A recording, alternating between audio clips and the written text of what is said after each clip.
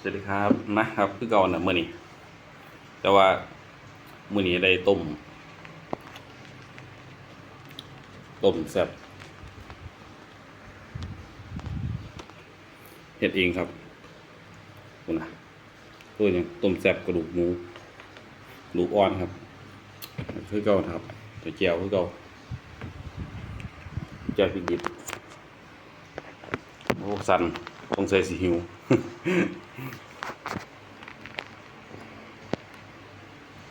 มาครับมาต้องแบบคือเก่าแล้วครับ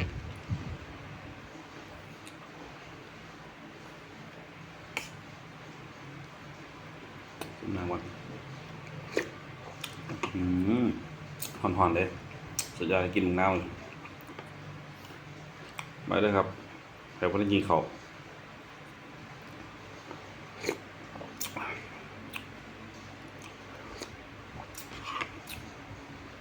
ทีเดียวแค่ข้าวเหนียวปันนี้ไงแต่กิน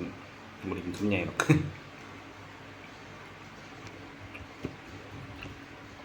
ก็รับแต้มเจียว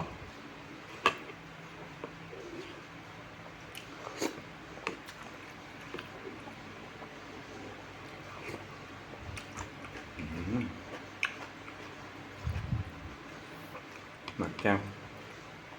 ใส่ข่าใส่ผักได้หลาย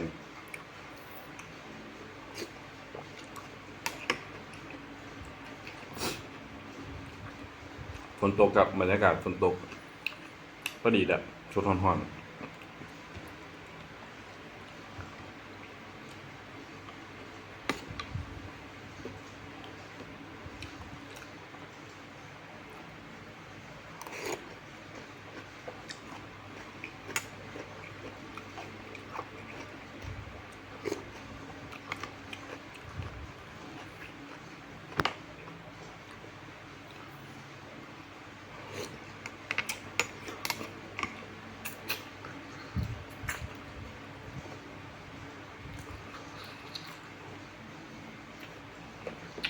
โอ้หอน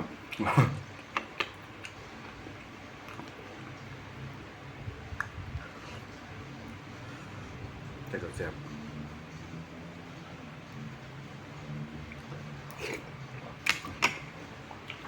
กลิ่นกะเพราใส่น้ำครับความหอมนี่กลิ่นกะเพราเป็นไรเพิ่มรสชาติเพิ่มกลิ่นยอดเลยกะเพราแดงย่างดี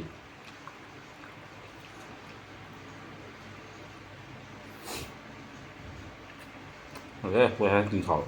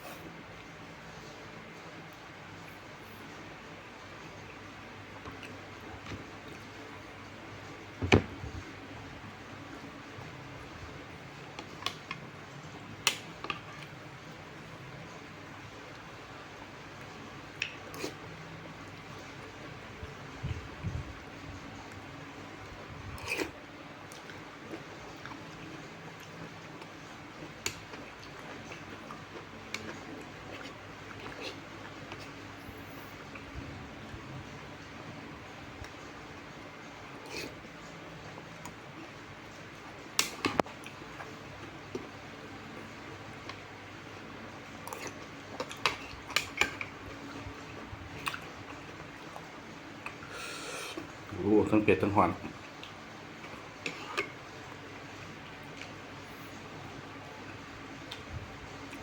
ที่เก่าเหรอครับฝากช่องเลยด้วยครับซิริชาแนลจะคิดตั้งซื้อว่าจังไดเอาซื้อเจ้าของนั่งคำนั้นหนาซื้อของมาตั้งเลย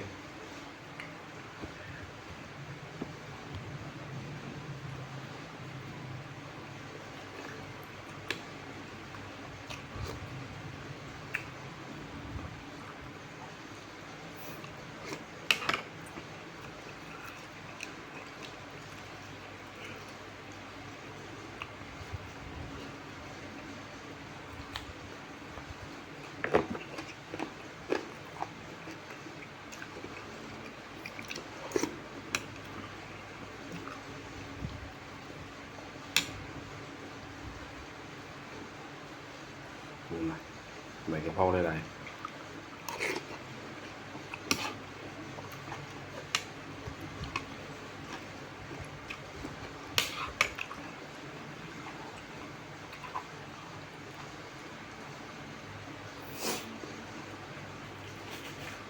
โอ้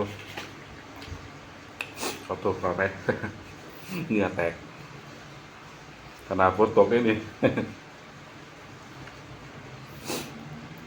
เพชรทอนครับเพชรทอนเขากินน้ำกันมันก็เป็นแบบนี้เพชรทอน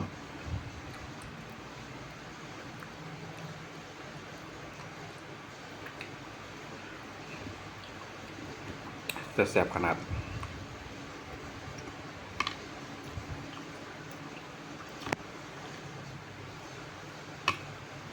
ดูกค้างกระดูกอ่อนอย่างพุด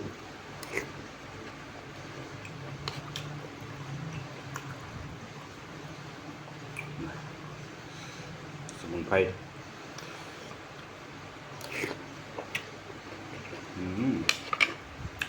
ยอด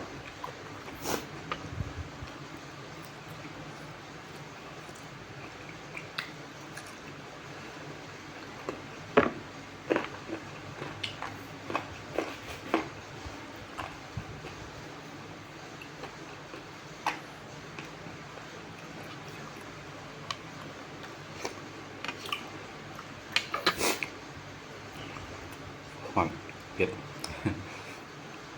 ฝากนี้นะครับที่เก่านะครับสิริชาแนลครับ